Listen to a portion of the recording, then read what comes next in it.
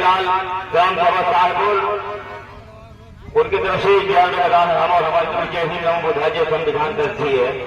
अच्छा जी, ये देश परेशान है। अरे बाप रे बाप, अरे जब से भैया भौजी के लड़का भैले वायरल बोले अब देंगे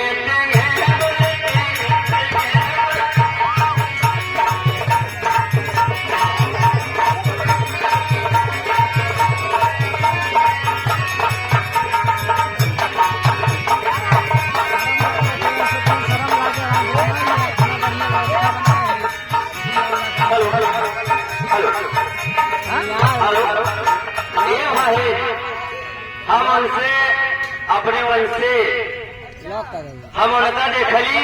अच्छा, तो बहिनी जैसे लागत था कि रतिया भे पहरा देत रहना। हाँ टेढ़े मेढ़े ना रानी मोरी, अरे जैसे लड़का वो टेढ़े मेढ़े मेढ़े। अच्छा, वो तो सोझे साज हमारे।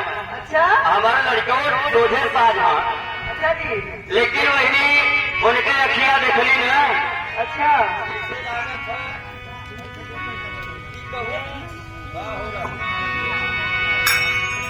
क्या बताई है उनके आग देखते तो हम समझ गई कि बतावा तू रहला कहाँ।